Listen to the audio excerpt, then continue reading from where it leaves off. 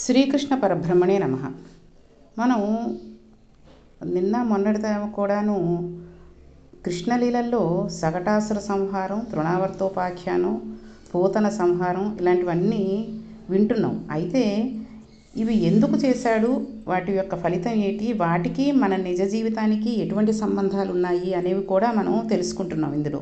కాబట్టి ఏదో ఒక కథలా చిన్న కృష్ణుడితో ఏదో చేసామా, మనకు తెలియదా, పూతని చంపేశాడని తెలియదా, లేకపోతే సకటాసురుడు బండి చక్రాన్ని కొట్టాడని తెలియదా, తృణోపాఖ్యానం తెలియదా అనుకోకుండా ఆ తర్వాత చెప్పినది మనకి ఎందుకు అలా జరిగింది, ఎందుకు అలా చేశాడు, మనం ఎందుకు అలా ఉండాలి, అప్పటికీ ఇప్పటికీ ఒకటే ఉంది, మొత్తం అంతా కూడా మనం మనుష్యులం జాగ్రత్తగా ఎలా ఉండాలి, ఎటువంటివి విదిలేయాలి, ఎటువంటివి పట్టుకోవాలి అనేటి విషయాలన్నిటినీ కూడా వెనకాల తర్వాత ఈ కథలు అయిన తర్వాత చెప్తున్నారు. కాబట్టి వాటిని మనం ఈ ఈ కథలలోని అంశాలుగా మనం తెలుసుకుని జాగ్రత్తగా కనుక మనం అర్థం చేసుకుని మసిలినట్టయితే చక్కటి జీవితాన్ని పొందగలుగుతాం. అయితే ఈరోజు భాగవతంలో శ్రీకృష్ణ బలరాములది బాల్యలీలల గురించి తెలుసుకుందాం. కృష్ణ బలరాములు ఇద్దరికీ కూడా పాకడం వచ్చేసింది. భూమి మీద పాకుతున్నారు. కృష్ణుడు యశోదమ్మ దగ్గరకు పాకుతూ వెళ్ళి ఆమె మీద చేతులు వేసి లేవలేక లేవలేక నిలబడి యశోద పట్టుకొంగు పట్టుకుని ఉయ్యాల ఊగుతున్నట్టుగా ఊగేవాడు. అలా ఊపుతుంటే ఆమె పమిటి కొంగు జారిపోతుంది కదా, తన పమిటి కొంగు పట్టుకుని లాగుతున్నామేమిటని అమ్మ నెమ్మదిగా ఆమె పమిటి కొంగును కృష్ణుడి చేతి నుండి వదిలించి దోపేసుకునేది. చూడండి, కృష్ణుడే యశోదమ్మతోటి అలా ఆడుతున్నాడు అనుకోక్కర్లేదు.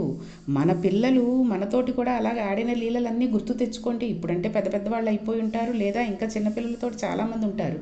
మన మనవలు వాళ్ళు వెనకాలే తిరుగుతూ అమ్మమ్మ అమ్మ నాన్నమ్మ అంటూ ఎంతలా ముద్దులొలుకుతూ మన ఇళ్లలో ఉండే కిష్టప్పలను కూడా గుర్తు చేసుకోండి. కేవలం ఈ కృష్ణుడే అలా చేస్తాడని అనుకోక్కర్లేదు. అయితే ఈ కృష్ణుడి లీలలు ఉత్కృష్టమైనవి కాబట్టి మనం 1కి 4 సార్లు చెప్పుకుంటూ ఉండి మన పిల్లల్ని కృష్ణుడిలా ఊహించేసుకుంటూ ఉంటాం. అమ్మ పమిటి కొంగులా తాను పట్టుకు నిలబడడానికి ఆధారం ఏమిటని చూశాడు. ఆవులు కనబడ్డాయి. ఆవులకి వెనక తెల్లటి తోక ఉండి దానికి నల్లటి కుచ్చు వేలాడుతూ ఉంటుంది. అప్పుడు నెమ్మదిగా పాకుకుంటూ ఆవుల వెనకాలకి వెళ్ళి తోక చివర గల నల్లటి కుచ్చు పట్టుకుని జాగ్రత్తగా తోక పట్టుకుని పైకి లేచేవాడు. ఆవులు పక్కలకి అడుగులు వేసేవి. వాటితో పాటు వాటి వెనక వెళ్ళేవాడు. అలా కృష్ణుడు ఆవుల తోక పట్టుకుని ఆడేవాడు. ఈ అల్లరి చూసి యశోద అక్కడికి వచ్చి కృష్ణుడిని కొడదామని చెయ్యెత్తేది. ఆయనను కొట్టడమే. అప్పుడు కృష్ణుడు ఆమె వెంక చూసి ఒక దొంగ నవ్వు నవ్వేవాడు. అప్పుడు కృష్ణుడు 2 చేతులు ఎత్తి అమ్మ భుజాల మీద వేసేసి అమ్మ కంఠం కింద తల పెట్టేసి పకపకా నవ్వేసి అమ్మ బుగ్గలు పట్టుకునేవాడు. ఆ నవ్వు చూసి, ఆ వస్తున్న పళ్ళు చూసి, ఆ ఎర్రటి నోరు చూసి, నల్లటి కళ్ళు చూసి, గిరిజాల జుట్టు చూసి ఆమె పొంగిపోయి ఆపుకోలేక పట్టుకోవద్దని కృష్ణుడితో చెప్పి ఒకసారి ఎత్తుకుని మరల క్రిందకు దింపేది. అలా పరమాత్మ కృష్ణావతారంలో యశోదతో ఆడుకున్నాడు. నిజంగా యశోద ఎంత ధన్యురాలో కదండి. పిల్లలు చూడండి, ఏదైనా తప్పు పని చేస్తున్నారని మనం అని అన్నామనుకోండి, చిన్న నవ్వు నవ్వేస్తారు. మొత్తం మన కోపం అంతా కాస్త హూష్కాకి అయిపోతూ ఉంటుంది. ఇవన్నీ కృష్ణుడే నేర్పిస్తూ ఉంటాడేమో పిల్లలకి. నెమ్మదిగా కృష్ణ బలరాములు పెద్దవారు అవుతున్నారు. వారు ఇప్పుడు లేచి తడబడే అడుగులతో నడుస్తున్నారు. బలరామకృష్ణులు లేచి పెద్ద నవ్వు నవ్వుతూ బుడిబుడి అడుగులు వేస్తూ తూలిపోతూ నడవడం ప్రారంభించారు. లోకమునకంతటికీ నడక నేర్పే పరమాత్మ నందవ్రజంలో తప్పటడుగులు వేస్తూ నడుస్తున్నాడు. ఏం ఆశ్చర్యం అండి. అది ఆకాశంలో అప్సరసలందరూ నాట్యం చేసుకున్నారట ఈ సంతోష విషయంలో. మహర్షులు అగ్నిహోత్రం వేస్తూ ఆహా ఏమి అదృష్టం, ఏ పరమాత్మకు హవిస్సులు ఇస్తున్నామో అటువంటి పరమాత్మ ఈవేళ బుడిబుడి నడకలు నడుస్తున్నాడు అని దివ్య దృష్టితో చూసి సమాధి మగ్నులైపోతున్నారట. ఆయన బుడిబుడి అడుగులు చూసి రాక్షసులకు మరణకాలం దగ్గరికి వచ్చిందని వాళ్ళ అడుగులు తడబడడం మొదలెట్టాయిట. అలాంటి తడబడుతున్న అడుగులతో నడకలు నేర్చుకున్నాడు. అమ్మ యశోదకు లేకలేక పుట్టిన పిల్లవాడు, అందులోనూ మహా అందగాడు. అమ్మ చెబుతున్న కథలను శ్రద్ధగా వింటూ ఉండేవాడు. తల్లి చిన్న వేణువును ఇస్తే ఆ వేణువును ఊదుకుంటూ ఇంట్లో తిరుగుతూ ఉండేవాడు. ఒక రోజున పాకుతూ మట్టిలోకి వెళ్ళి పడుకున్నాడు. ఈ సందర్భంలో పోతన గారు అంటారు, మట్టిలో ఆడుకుంటున్న చిన్ని కృష్ణుడు మట్టి తీసి మీద పోసుకుంటుంటే నాకు కృష్ణుడు కనబడడం లేదు, ఒంటి నిండా భస్మం అలుకున్న బాలశంకరుడు కనబడుతున్నాడు అన్నారు. ఆయన మెడలో చిన్న హారం వేసుకుని మధ్యలో నీల పతాకం ఉంటే ఆ పతాకం కాంతి కంఠం మీద కొడుతూ ఉంటే గరళమును కంఠంలో పెట్టుకున్న నీలకంఠుడు కనపడుతున్నాడు. అమ్మ కొప్పుకు కట్టిన ముత్యాల సరాలు చూస్తుంటే కపర్ధి అని పెద్ద జటాచూటం ఉండి అందులో గంగమ్మను ధరించి చంద్రరేఖను పెట్టుకున్న శంకరుడు దర్శనం అవుతున్నాడు.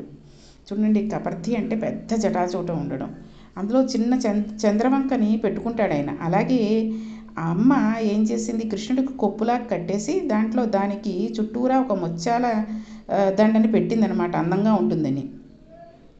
మెడ నిండా అమ్మ హారములు వేస్తే నాగభూషణుడనే పాములను ధరించిన శంకరుడు దర్శనం ఇస్తున్నాడు. చిన్ని కృష్ణుడు నా వంక చూసి, పోతన, కృష్ణుడు శివుడు అని ఇద్దరు లేరయ్యా అని నాకు పాఠం చెప్పినట్టు కృష్ణుడు శివుడిని రెండుగా కనపడుతున్నది ఒకటే తత్వం సుమా అని నాకు పాఠం చెప్పేదా అన్నట్టుగా కనపడ్డాడు అని పద్యం రాసుకున్నట్ట. మహానుభావుడు ఎంత శివకేశవ భేదాన్ని పాటించి ధన్యుడైపోయాడో చూడండి పోతన గారు. యశోద కృష్ణుడికి చక్కటి వడ్డాణం పెట్టి దానికి చిన్న చిన్న గంట ఒకటి కట్టేసింది. ఈయన ఎక్కడికి వెళ్ళినా ఆవు మెడలో కట్టిన గంటలా అది మోగుతూ ఉండేది. ఒక రోజున అమ్మ మంచి పనిలో ఉండగా గబగబా వచ్చి అక్కడ కుండను కింద పడేశాడు. యశోదకు కోపం వచ్చింది. కృష్ణుని భుజం గట్టిగా పట్టుకుని, బుద్ధుందా లేదా, గబగబా నడుచుకుంటూ వచ్చేస్తావు, తగుదునమ్మా అంటూ కుండలో అవి ముట్టుకుంటావు, చూడు వెన్నకుండ ఎలా పడిపోయిందో, నిన్ను కొట్టేద్దాం అనుకుంటున్నాను కానీ చెయ్యి రావడం లేదా అని కోప్పడింది. అన్నమాచార్యులు అంటారు, ఆయన మహానుభావుడు, అమృత స్వరూపుడు, లోకాలనంతటా నిండి ఉన్నవాడు. ఇవాళ ఏమీ తెలియని గొల్ల పిల్లవాడలా యశోద పక్కన తిరుగుతున్నాడు. ఎంత కొట్టేస్తాను తిట్టేస్తాను అంటే చేతులు వస్తాయా? దీనికే 33 కోట్ల మంది దేవతలు ఆవిడ ఇంటి చుట్టూ తిరుగుతూ ఉంటారట. ఈ యశోదది ఏమి అదృష్టం అని ముక్కన వేలేసుకుంటూ ఉంటారట. కృష్ణుని మందలించాలని ఈ మారు మళ్ళీ దగ్గరకు రా, నీ పని చెప్తాను అనేది. అప్పుడు కృష్ణుడికి కోపం వచ్చేసేది. ఇప్పుడు కొత్తగా నడవడం వచ్చింది కదా, గంభీరంగా మారిపోయి చేతులు వెనక్కి పెట్టేసుకుని, నేను ఎక్కడికి వెళ్ళను, నేను ఆడుకోను, నేను నీ దగ్గరకు రాను, నేను ఇలానే కూర్చుంటాను అని అక్కడే గొంతు కూర్చునేవాట. ఎంతసేపు కూర్చుంటాడో చూద్దామని యశోద తన పని తాను చేసుకుంటున్నట్టుగా ఉండేదిట. ఇంతలో కృష్ణుడికి కోపం ఎక్కువైపోయి అమ్మ తనను పట్టించుకోవడం లేదని బుగ్గల ఎరిపెక్కిపోగా ఏడవడానికి సిద్ధపడేవాట. అప్పుడు యశోద కృష్ణుని చూడనట్టుగా కొద్దిసేపు అక్కడ తిరిగినట్టు తిరిగి ఒక డబ్బా తీసి, ఏది నా చిన్న కృష్ణయ్య అని డబ్బా అక్కడ పెట్టేసి కావాలని అక్కడ ఆరేసి ఉన్న చీర పక్కకి తీసి, ఏడమ్మా నా చిన్న కృష్ణుడు ఎక్కడికి వెళ్ళిపోయాడు, నా కన్న తండ్రికి నా మీద కోపం రాదే, నేను పిలవగానే వచ్చేస్తాడే, అమ్మంటే వాడికి ఎంత ఇష్టమో, నేనేమన్నా పట్టించుకోడు, నాన్న కన్నయ్య అంటే చాలు ఎక్కడ ఉన్నా పరిగెత్తుకు వచ్చేస్తాడు అని కళ్ళు మూసుకుని వచ్చేస్తున్నాడు నా చిన్ని కిష్టయ్య వచ్చేస్తున్నాడు అనుకుంటూ ఉండేదిట. ఇలా అనేసరికి ఆ మూల కూర్చున్నవాడు పొంగిపోయి పరిగెత్తుకుంటూ వచ్చేసి అమ్మ 2 చేతుల్లో పడిపోయి, అమ్మ నీకు అన్నయ్యను వచ్చేసానమ్మా అని అనేవాట. అప్పుడు యశోద, నాకు తెలిసిన అన్న నువ్వు వచ్చేస్తావని అని పొంగిపోయేదిట. ఆ ఆనందంలో ఆమెకు పాలు చేవుకు వచ్చేసి కృష్ణుని ఒడిలో పట్టుకుని పాలు ఇచ్చేసేదిట. ఏమీ తెలియని వాడులా పాలు తాగేసి అమ్మ వంక ఒక దొంగ చూపు చూసేసి సంతోషపడిపోయి బయటకు వెళ్ళిపోయేవాట. మహానుభావుడు పోతన గారు కృష్ణుని బాల్యలీలను వర్ణిస్తూ ఎన్నో చక్కని పద్యాలు రాశారు. ఇప్పుడు మనం పోతన గారిని మరిచిపోయాం. ఇది మన దౌర్భాగ్యం అనుకోండి. కనీసం ఒక్క గ్రామంలో కానీ పట్టణంలో కానీ పోతన గారి విగ్రహం లేకపోవడం చాలా విచారించవలసిన విషయం. పిల్లలకి ఈయనరా పోతన గారు అని చెప్పడానికి ఇళ్లలో ఫోటో లేని మన జాతి దిగజారిపోవడం మన దౌర్భాగ్యం. అంతటి మహానుభావుడైన ఇటువంటి పద్యాలు, ఇటువంటి విషయాలు పిల్లల్ని పడుకోబెట్టి వాడికి కథ చెప్తున్నట్టుగా ఏవో పిచ్చి పిచ్చి కథలు చెప్పకుండా, సినిమా కథలు చెప్పకుండా ఇటువంటి కథలు చెప్పేస్తే మన్నాడు కూడా వాళ్ళు మనం గనక ఏడి నా కన్నతండ్రి వస్తున్నాడంటే అమ్మ కృష్ణుడు ఇలాగే వచ్చాడు కదమ్మా అని వచ్చేస్తూ ఉంటారు. అలాంటివన్నీ నేర్పించాలి కానివ్వండి. చిన్నప్పటి నుంచే టీవీలు, సెల్ ఫోన్లు ఇచ్చేసి వాళ్ళకి ఏవేవో పిచ్చి పిచ్చివి అక్కర్లేనివి, కాసేపు సెల్ ఫోన్ చూస్తూ ఉంటే మన పని మనం చేసుకోవచ్చని వీళ్ళు ఇంకో సెల్ ఫోన్ పట్టుకునో లేకపోతే వీళ్ళ పనులు బట్టలు తుక్కోవడాలో అంట్లు తోముకోవడాలో చేసుకుంటూ ఉంటే ఇంకా పిల్లవాడికి మంచి బుద్ధులు ఎక్కడి నుంచి వస్తాయండి? ఇంక ఇప్పుడు అమ్మ ఇంకా నమ్మేసింది కదా, అందుకని అందరి ఇళ్లలోకి వెళ్ళిపోయేవారు. అన్ని ఇళ్లలో ఉన్న వెన్న, నెయ్యి అన్నీ తినేసేవాడు. ఆయనది సామాన్యమైన బొజ్జ, అందులో అన్ని లోకాలు ఉన్నాయి. ఎవరైనా తన మీద నేరాలు చెప్తే అమ్మ నమ్మకుండా ఉండాలని బయటే మూతి అంతా శుభ్రంగా తుడిచేసుకునేవాడు. ఆడుకొని వచ్చిన వాడిలా మట్టిని చేతులు కాళ్లకు పూసేసుకుని ఇంట్లోకి వస్తూనే అమ్మ ఆకలి వేసేస్తోంది, బువ్వ పెట్టమ్మా అని అడిగేవాడు.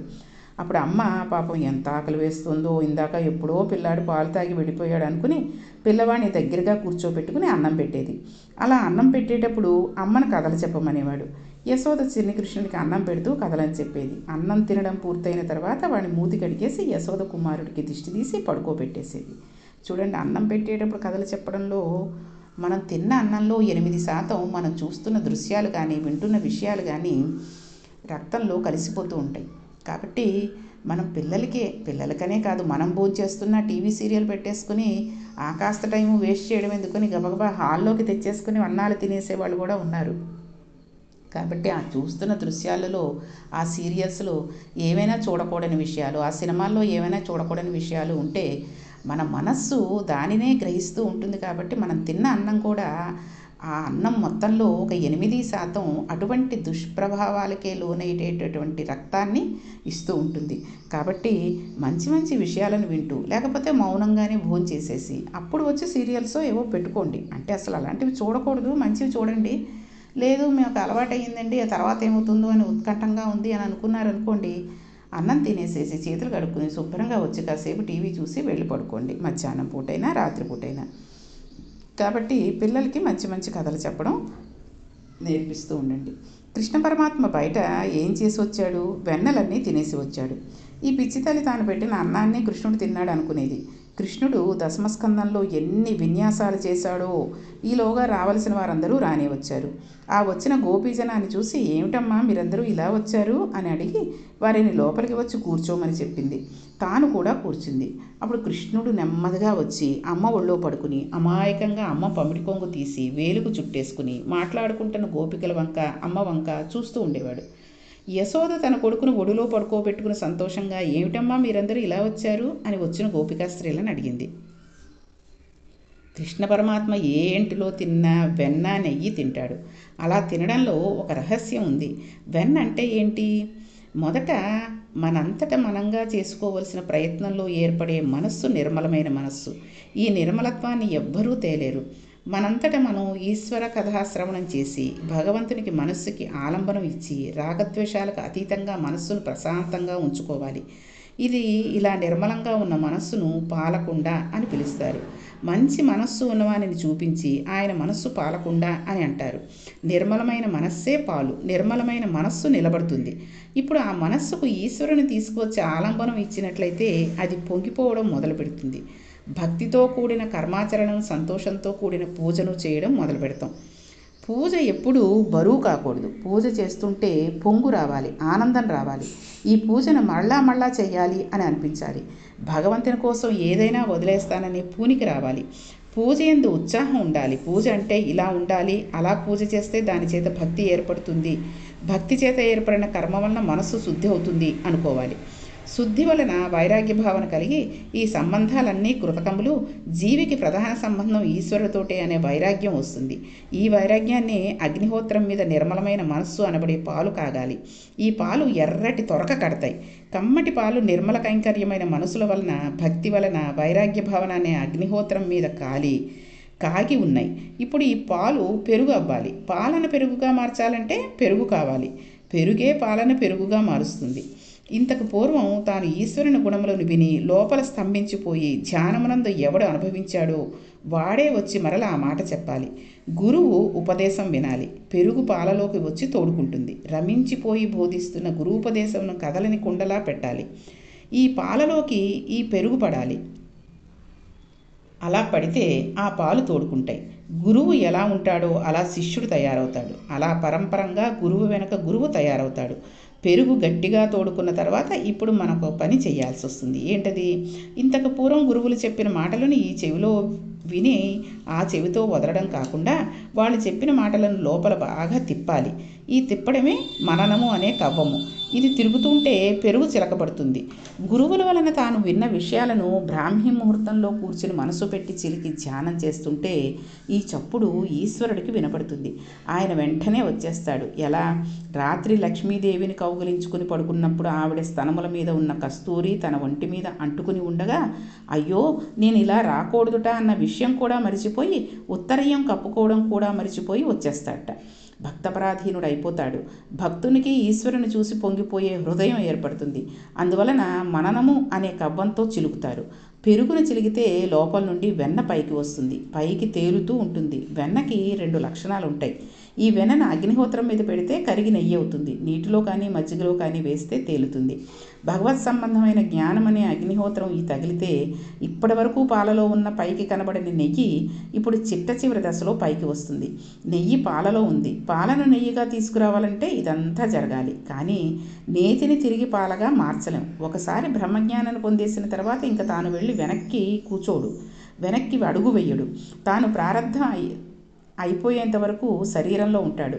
శరీరం పడిపోతూ ఉండగా అమ్మయ్య శరీరం వదిలిపెట్టేస్తున్నాను అని జీవుడు సంతోషిస్తాడు. అందుకే రమణులకి చిట్ట చివరికి అనారోగ్యం వస్తే ఆయనను గుడారం నందు ఉన్న ఏనుగు అనేవారు. ఎంత తొందరగా ఈ శరీరం వదిలేద్దామా అని కురుడి అయిపోయిన కొబ్బరికాయ పెంకురు వదిలినట్టు జీవుడు ఈ శరీరాన్ని వదిలిపెడుతూ తనకు అవధులు తొలగిపోయాయని సంతోషిస్తూ ఈ శరీరాన్ని వదిలి అనంతమైన బ్రహ్మమునందు కలిసిపోతూ ఉంటాడు. అందుకే ఇంతటి ఆత్మజ్ఞాన స్వరూపమైన వెన్న నెయ్యి కాదు. అందుకనే కృష్ణుడు మనం ఇవన్నీ చేసి ఈ రకంగా వెన్నను బయటికి తీయాలి అనుకుని ఆ వెన్నను తింటూ ఉంటాడనమాట. భక్తుల యొక్క వెన్న ఏ రకంగా బయటకు వచ్చింది అనేది కృష్ణుడు చూసుకుంటూ ఉంటాడు. ఇంకా ఈ విషయాలకి అర్థం, కృష్ణుడు వెన్న తినడం ఏమిటి అన్నదానికి, ఇంకా కృష్ణుడు ఎటువంటి లీలలు చేశాడు అనే విషయాలన్నింటినీ కూడా రేపటి పారాయణంలో తెలుసుకుందాం. శ్రీకృష్ణ పరబ్రహ్మణే నమః.